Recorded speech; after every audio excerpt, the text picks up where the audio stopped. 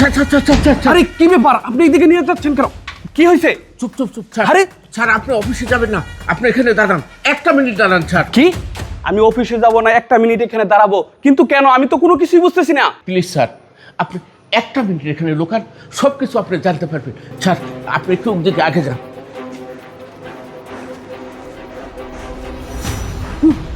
চলে গেছে। হ্যালো, শুন, আমার হাজব্যান্ড এইমাত্র বাসা থেকে বের হয়েছে। টাক দিয়ে এমন ছাপা দিবে যাতে সে কোনোভাবেই বাঁচতে না পারে। আরে টাকার জন্য তো চিন্তা করিস না, টাকা আরও দিব। ঠিক আছে, রাখলাম তাহলে।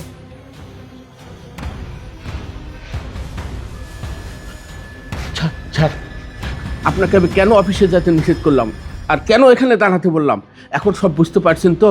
হ্যাঁ আঙ্কেল, আমি এবার বুঝতে পারছি। আমার স্ত্রী টাক চাপা দিয়ে আমাকে মেরে ফেলতে চায়, এই দুনিয়া থেকে সরিয়ে দিতে চায়। কিন্তু কেন? আর আমার স্ত্রী যে আমাকে মেরে ফেলতে চায়, এটা আপনি জানেন কি করে? ছাড়, এটা আমি কেমন করে জানি আপনাকে বলতেছি।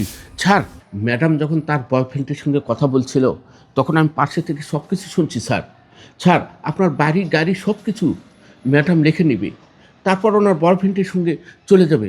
আর সবচেয়ে বড় কথা হলো স্যার, আপনার নামে যে ইন্স্যুরেন্স আছে 1.5 কোটি টাকার, ওই 1.5 কোটি টাকার জন্য আপনাকে মেরে ফেলতে চাচ্ছে। আর জানেন স্যার, আপনাকে মেরে ফেললে নাকি ওই নমিনি হিসেবে 1.5 কোটি টাকা ম্যাডাম পেয়ে যাবে। ও আচ্ছা, এই ব্যাপার তাহলে। আমি ওকে 1.5 কোটি টাকা পাওয়াচ্ছি। আঙ্কেল, আপনি আমার জন্য একটা কাজ করবেন? হ্যাঁ স্যার, আপনার জন্য আমি সব কাজ করতে রাজি আছি স্যার। আচ্ছা ঠিক আছে, আমি আপনাকে যেভাবে বলবো ঠিক সেভাবে আপনি কাজটা করবেন। ঠিক আছে স্যার, আপনি শুধু আমাকে বলেন আমাকে কি করতে হবে। আচ্ছা ঠিক আছে, আপনি এইদিকে আসেন, আমি আপনাকে বলতেছি। বুঝতে পারছেন? হ্যাঁ স্যার, বুঝতে পারছি স্যার। কিছুক্ষণ পরেই বাসায় আসবেন। আচ্ছা স্যার, ঠিক আছে স্যার। আমি গেলাম। আচ্ছা স্যার, সালামু আলাইকুম। ওয়ালাইকুম সালাম।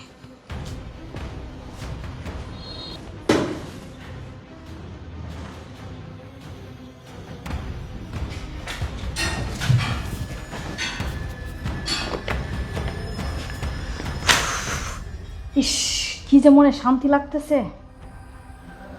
হ্যালো, হ্যাঁ হ্যাঁ, আরে একটু পরে তুমি খবরটা শুনতে পারবে। ওকে ঠাক চাপা দিয়ে একবার শেষ করে দিছে।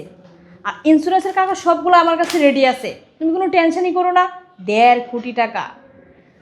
আর ও মারা গেলে ভারী ঘাড়ি যা আছে সয় সম্পত্তি সব কিছু তো আমার হয়ে যাবে। আরে না, তুমি কোনো টেনশনই করো না। রাখলাম তাহলে। ম্যাডাম ম্যাডাম, সর্বনাশ হয়ে গেছে ম্যাডাম।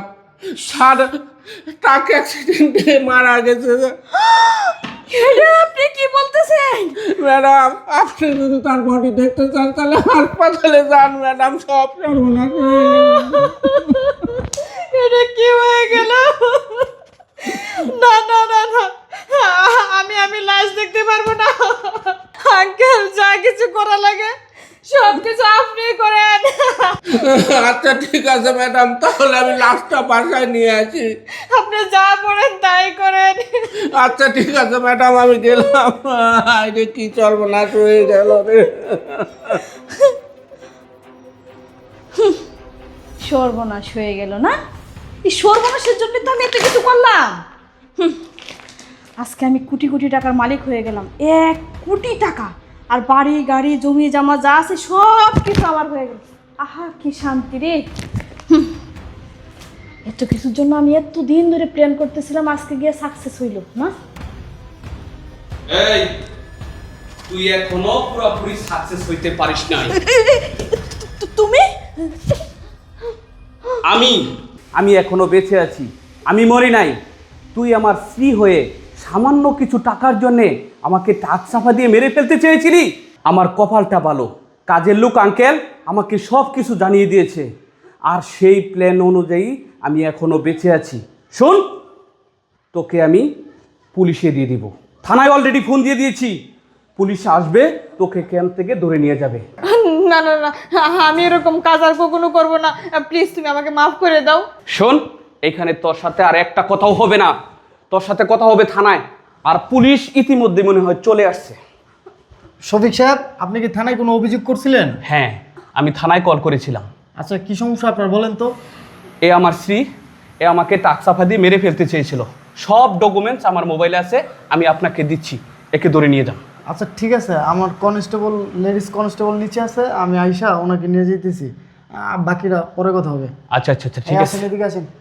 এই কই, এদিকে আসেন তো।